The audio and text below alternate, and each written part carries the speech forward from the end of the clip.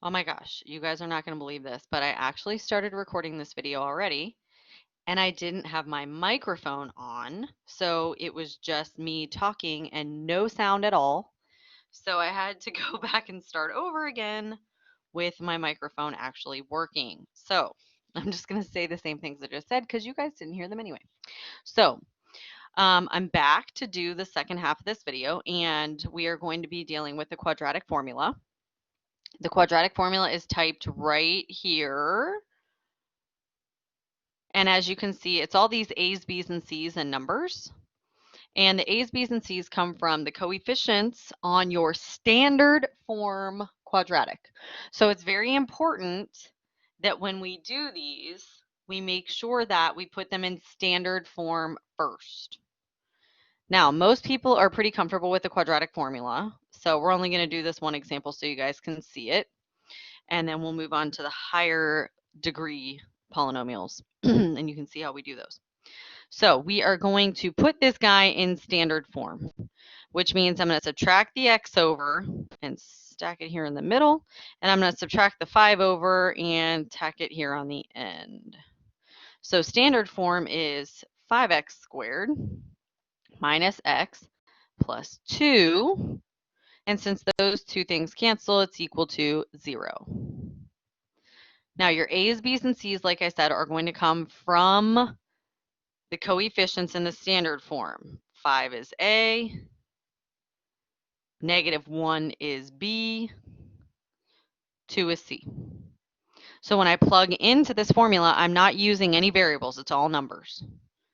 We're going to start with the opposite of B. So opposite of B would be a +1, plus or minus square root.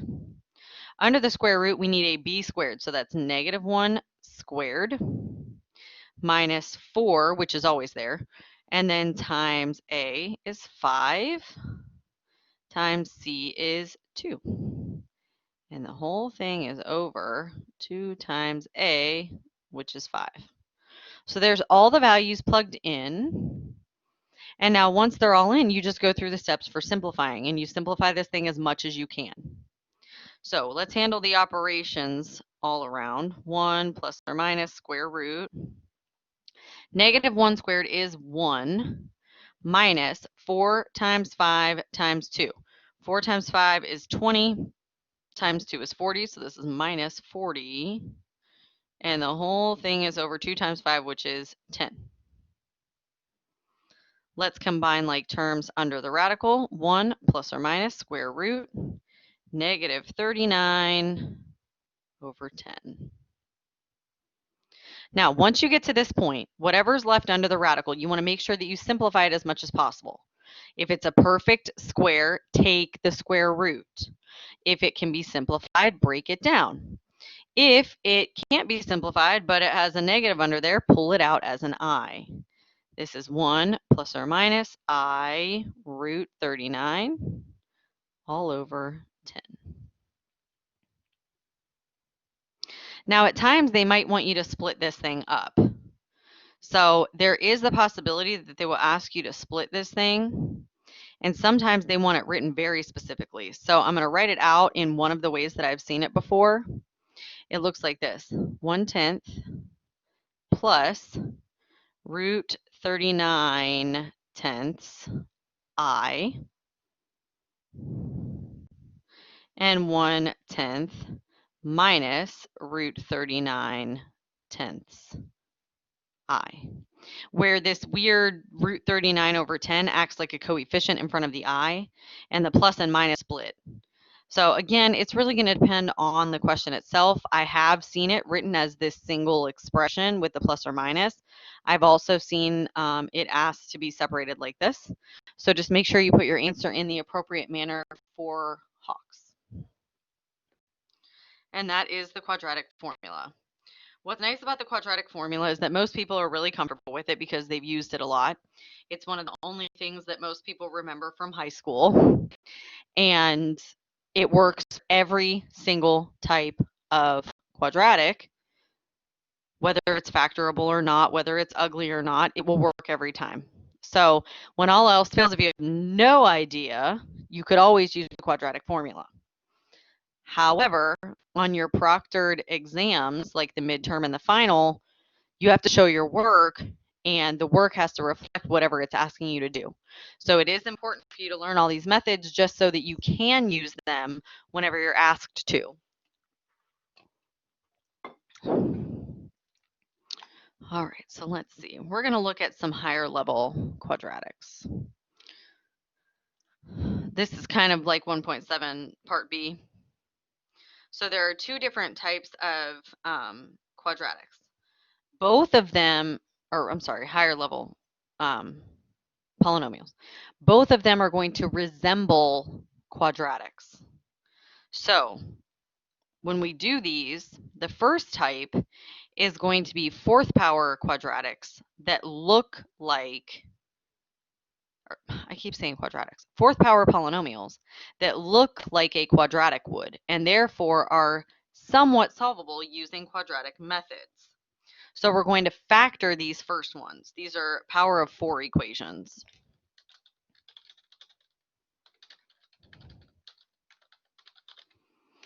All right, so they look like, let me show you one.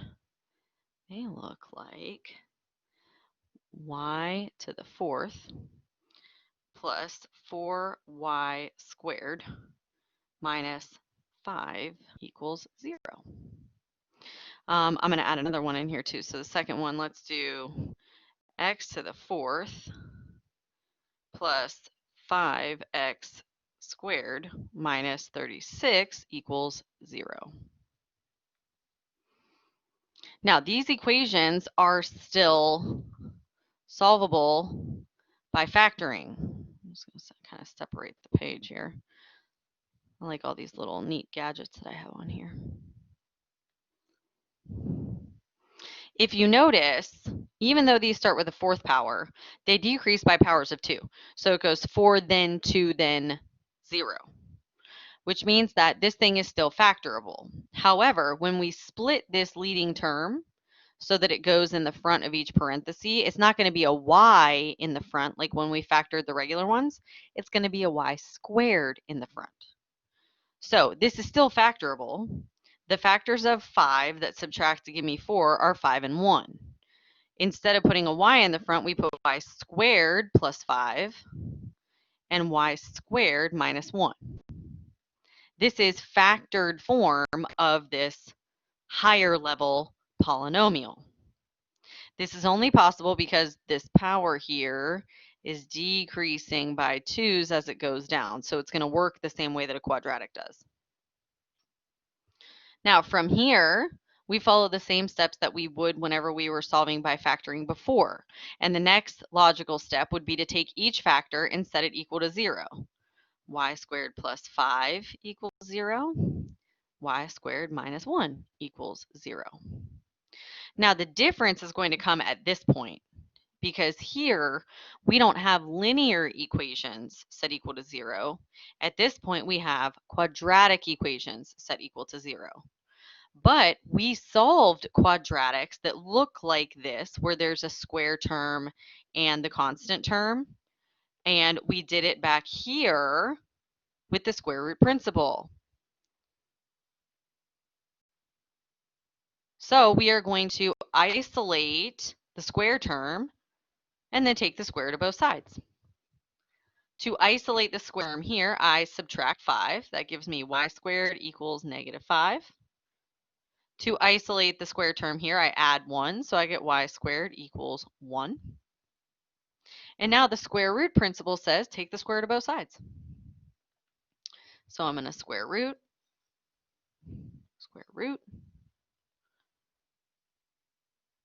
and that gives me y equals, don't forget the plus or minus, root negative 5. This gives me y squared equals plus or minus root 1. Now we do want to make sure that we go through and simplify as much as we can. The square root of negative 5 doesn't have a whole lot that can be simplified, but we can pull out that negative as an I. So y equals plus or minus I root 5. Over here, y equals plus or minus, the square root of 1 is just 1. So technically here we have 4 different solutions. I root 5, negative I root 5, positive 1, negative 1.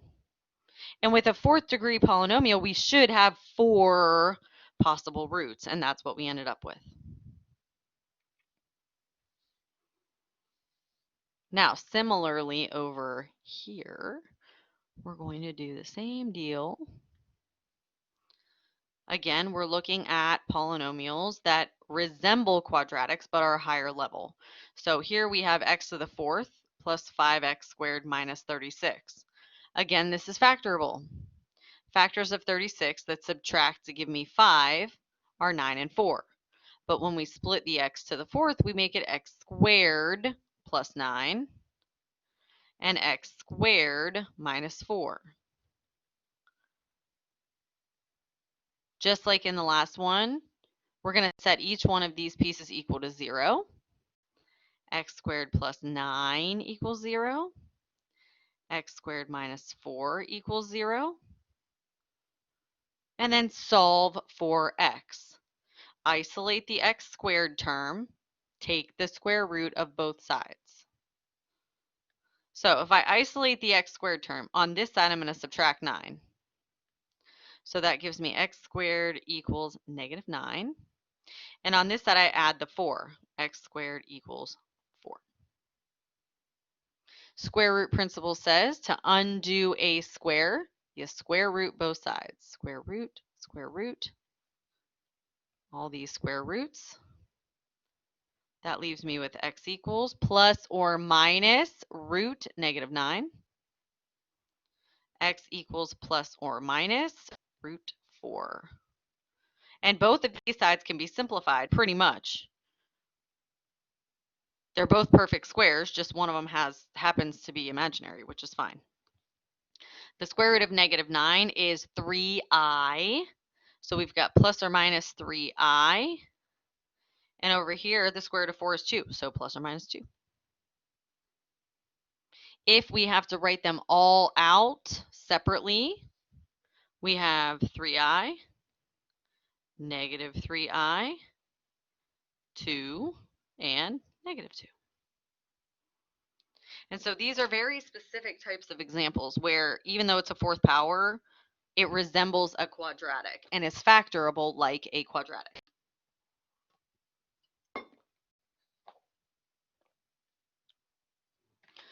All right, the last type here of different higher level equations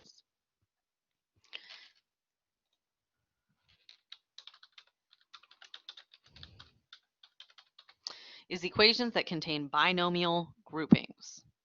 Now, when you have these type of equations, typically the most common method for solving these is using U substitution.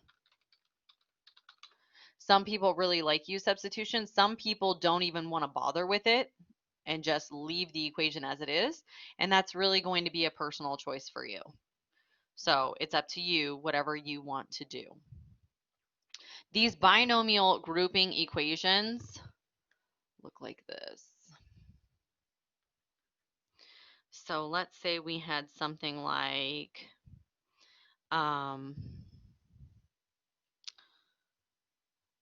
let's do x plus 6 in parentheses squared minus 6 parentheses x plus 6 minus 72 equals 0. Now, when you see an equation with binomial groupings and you want to use the U substitution, you're going to let U be whatever the binomial is. So in this case, it's parentheses x plus 6.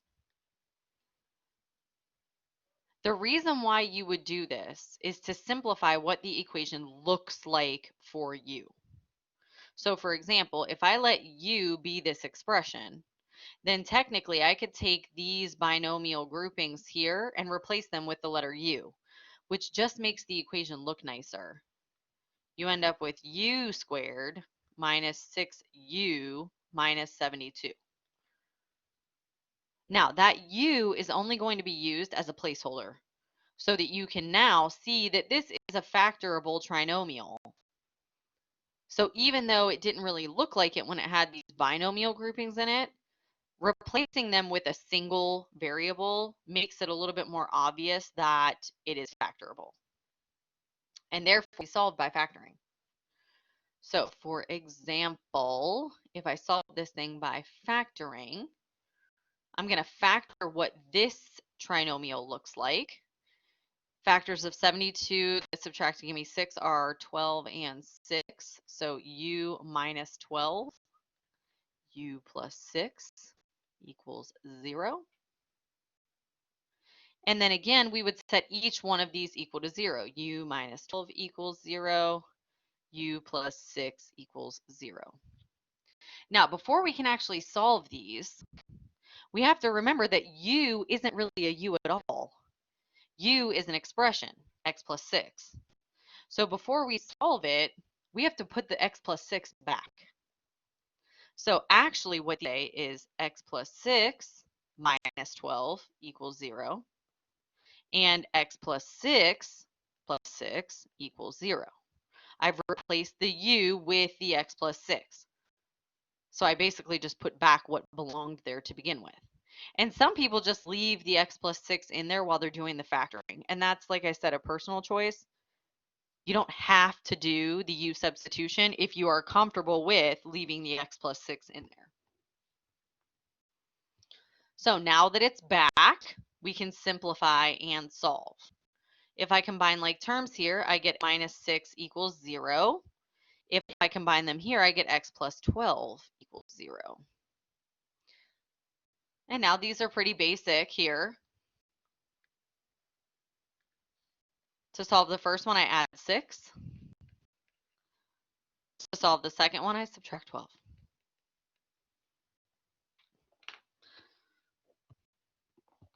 So the u substitution, again, is only used if you are trying to simplify what it is that you are looking at so that you don't have to look at a binomial expression in there, but instead can just look at a single variable, because factoring when you're looking at a single variable just is a little bit easier.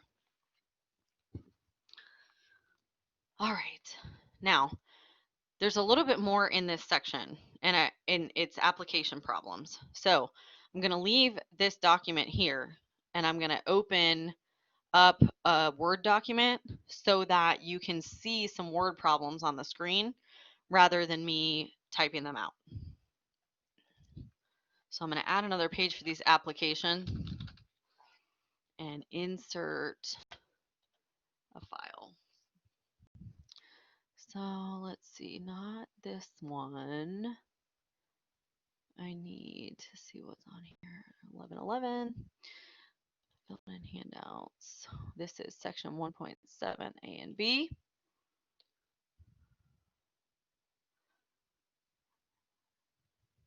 And here it is. So this is a notes handout that I have. I'm going to scroll all the way down here to the applications. Okay, so here are some applications that involve quadratics. There are a couple different ones.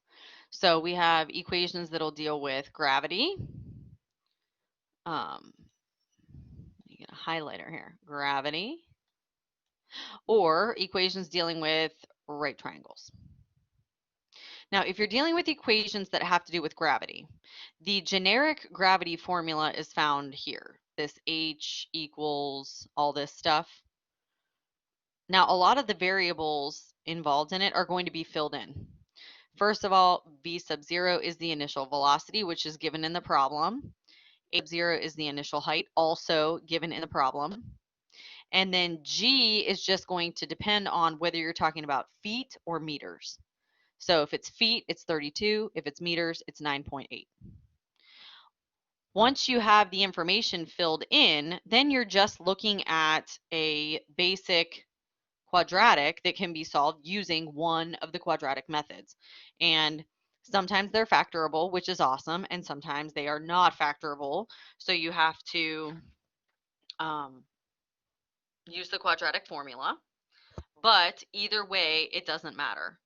So however you need to solve it is fine. It shouldn't specify in the application, so you get to pick. So that being said, here is one of the two application problems. And it's talking about right triangles. So I'm going to see if I can insert, do they have shapes on here? I don't think I can draw a shape. Oh, here's one.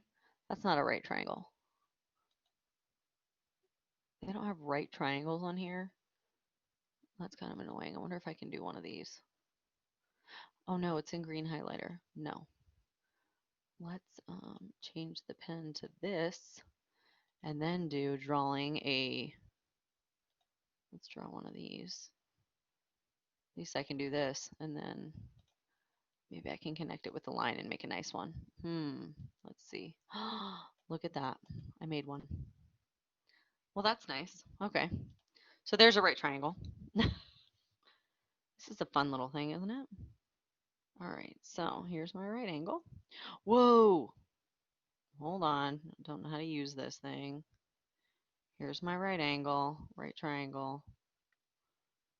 Let's come back here and hopefully that doesn't happen again. Okay, there we go. So this says one of the legs of a right triangle is 7 centimeters less than the other leg. The hypotenuse is 13. We want to find the lengths of the legs. Now, here's my picture of my right triangle. The hypotenuse is given, and the hypotenuse is this diagonal side. It's 13, tells us. The other two legs have to be defined using variables. So it says one of them is 7 centimeters less than the other one. That means one of them has to be x and the other one has to be x minus 7. So we'll take this one as x and this one as x minus 7. This triangle is not drawn to scale. Now you're probably wondering what we're going to use to even figure this stuff out, and it's one of those other wonderful things that most people somewhat remember from school, and that is the Pythagorean theorem.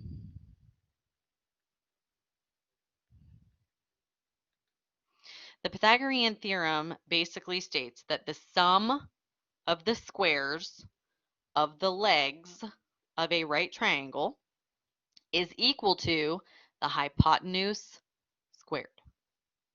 So in layman's terms, that is a squared plus b squared equals c squared. When I was in college, we weren't allowed to say a squared plus b squared equals c squared, so I had to memorize that big long thing that I just said to you. But that's basically what it says. A and b are the legs, c is the hypotenuse. So it's the sum of the squares of the legs equals the hypotenuse squared. And now we have defined our little picture here. So I can set these different expressions up into this formula. So we'll say, okay, let's let A be this first side over here. This guy here is A. So A squared plus, we'll say this guy right here is B. B squared equals 13 is the hypotenuse. That's the C. 13 squared. Oh, I put B right there. Where's my eraser? Erase.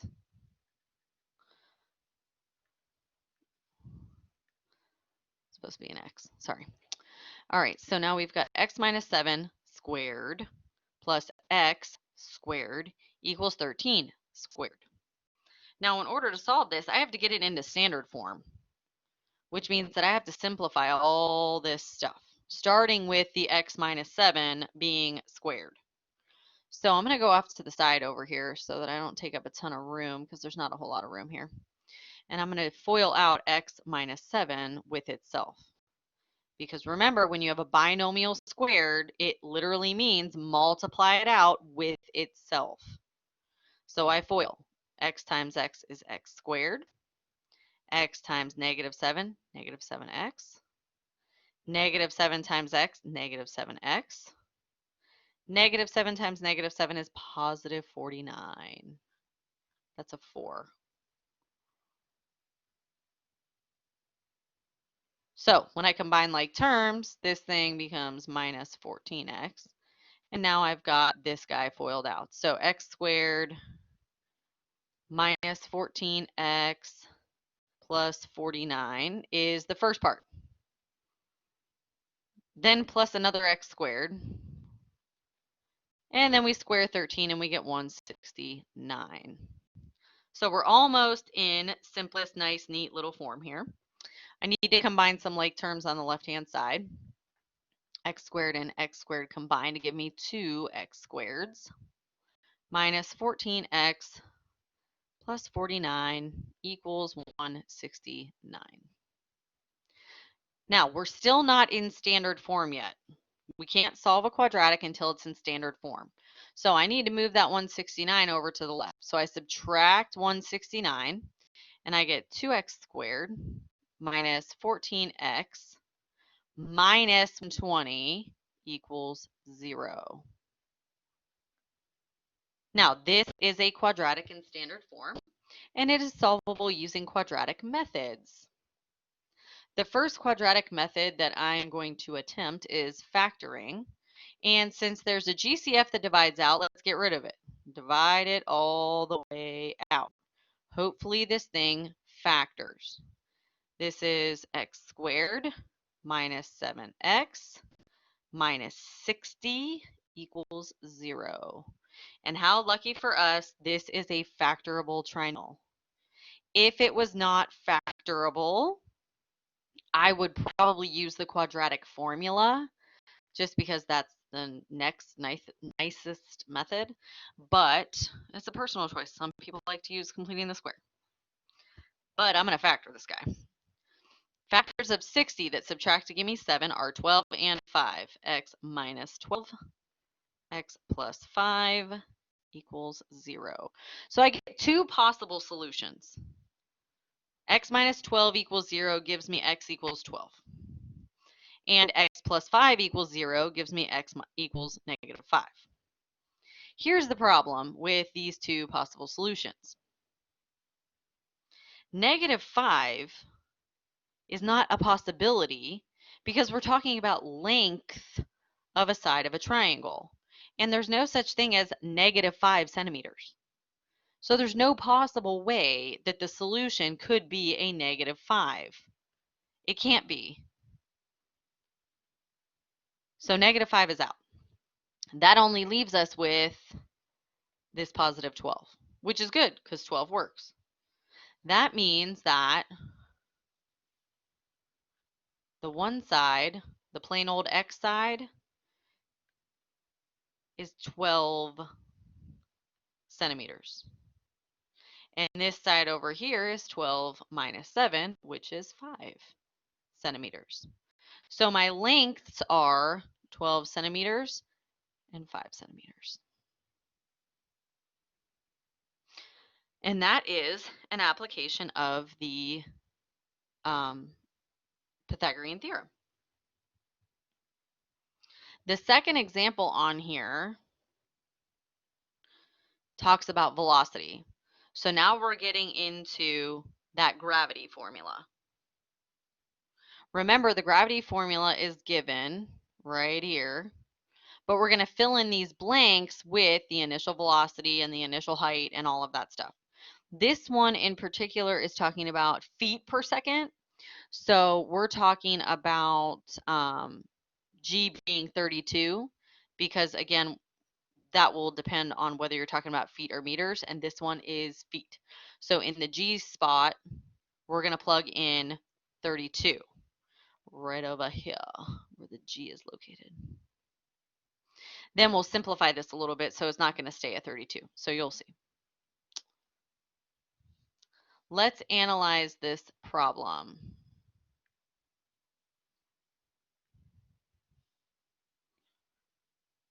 First of all, the velocity, or the gravity formula rather, all filled in is H equals negative 1/2 gt squared plus v sub 0 t plus h sub 0. That's the generic.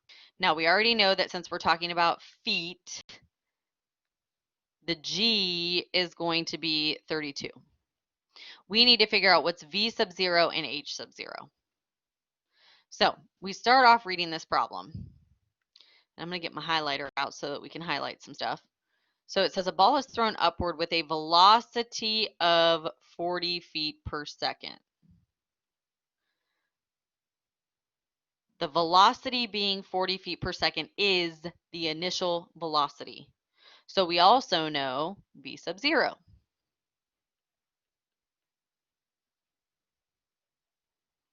Continue. Then it says from the top of a 144-foot building. Okay, well, 144-foot building is the initial height. That's how high we are to begin with. So, where's my pen? I need this guy. H sub 0 is 144. These are the only pieces of information that we need to be able to solve this thing. We're going to take all of these and plug them into the formula.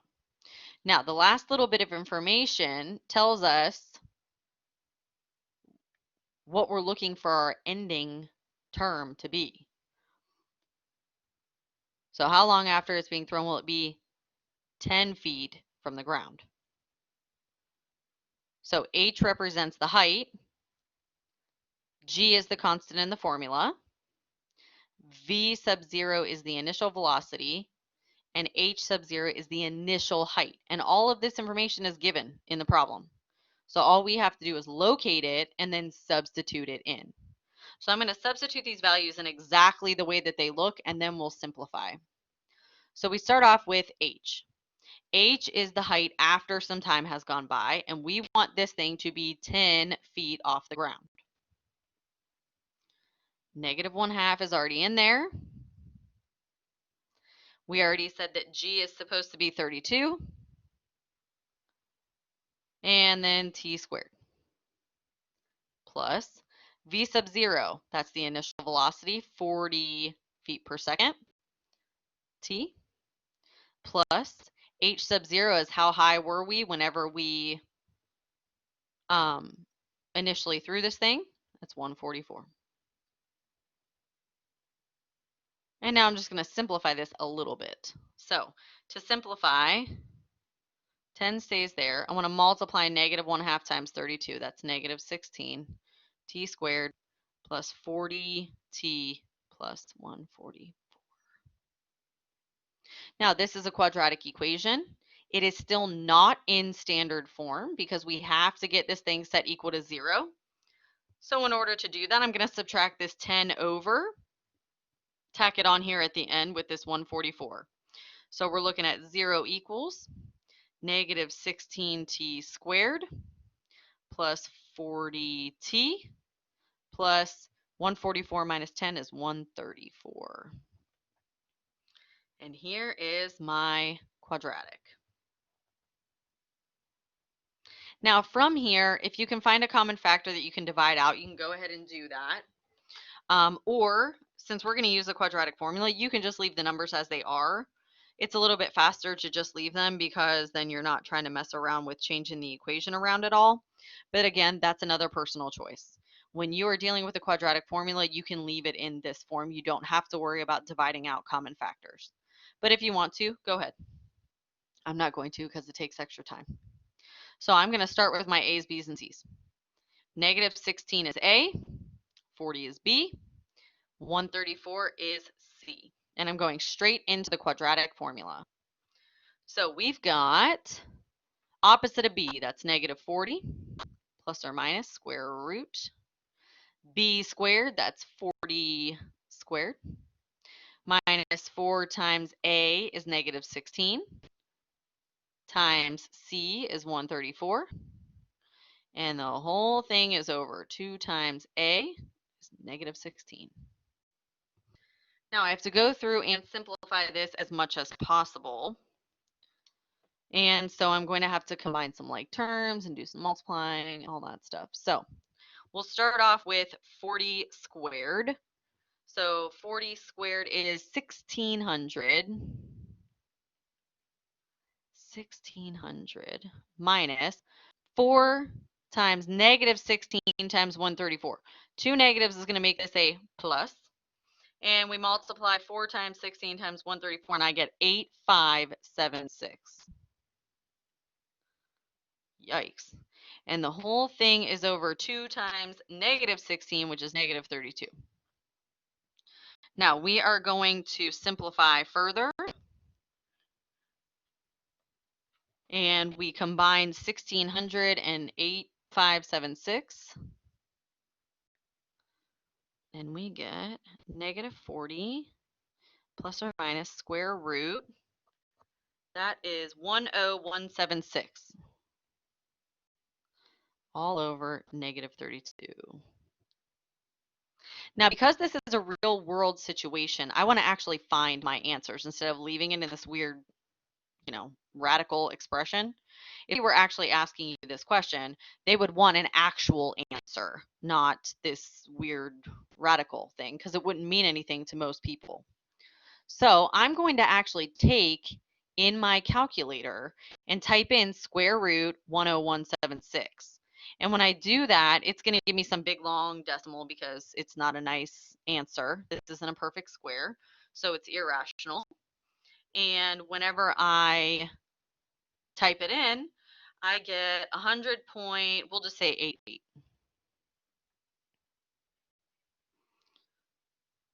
Now, if I know what this is, I can actually plug it in. This is negative 40 plus or minus 100.88 over negative 32. And now really what we're going to have to do here with this answer is split it apart. So I'm going to have to open another page because I am 100% out of room here and I can't go down any further. So I'm going to add another page and we'll just pick up with this part right here so that we can split this thing apart and you guys can see how it works itself out at the end, because this is how we're going to get our final answer. So I'm just going to rewrite what I just had written, which was negative 40 plus or minus 100.88 all over negative 32. Now remember, when you're splitting this thing, you split it where the plus or minus is located. So there's two possibilities here. Negative 40 plus 100.88 over negative 32, and negative 40 minus 100.88 over negative 32. And we're going to simplify both of these and see which one of them gives us the appropriate answer. You can put this right into the calculator. Negative 40 plus 100.88 equals, that's 60.88 divided by negative 32, which is negative 1.90. And then down here on the bottom, negative 40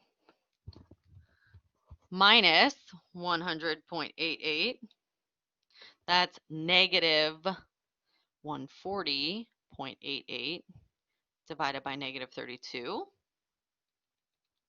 And that gives me 4.40 approximately. And you round to the appropriate decimal place. I'm just rounding these to 2 decimal places. But again, let's talk about what these answers mean. The gravity formula measures time. How long does it take for this to occur? And time, similarly to length, is always measured in positive units. So there's no way that it could possibly take negative 1.9 seconds. There's no such thing. Therefore, the only possible answer is 4.4, because 4.4 is the only positive answer that we got. So 4.4 seconds.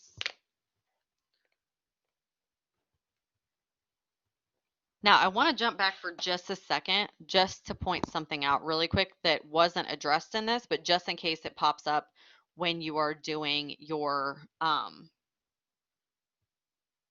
questions here. there's a couple things I want to point out with this particular application. So I'm going back to the formula here. And like an important little side note here for these.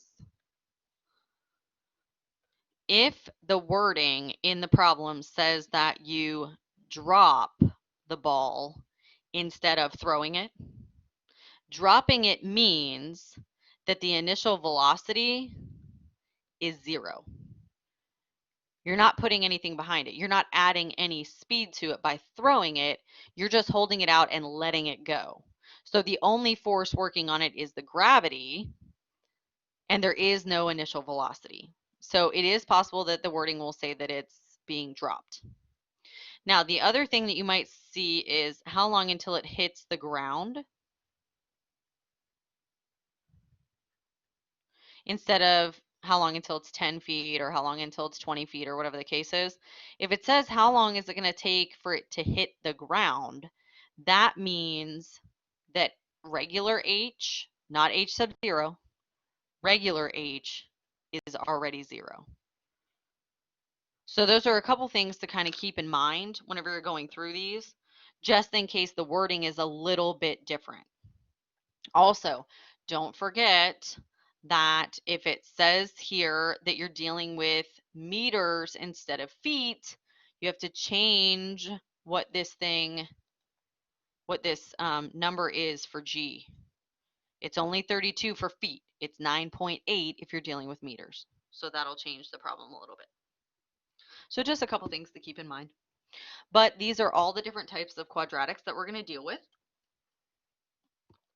Solving quadratics is one of the main topics in college algebra. When you get to pre-calc, if you take pre-calc, you will talk about solving higher degree polynomials that are not behaving like quadratics where you can factor them. So there are other methods that you can use, but in this class, we're limited to the scope of equations that behave like quadratics. So if you take pre-calc, you'll see that stuff next semester. I hope that this helps with the solving quadratic stuff, especially these last couple questions where you have these application problems.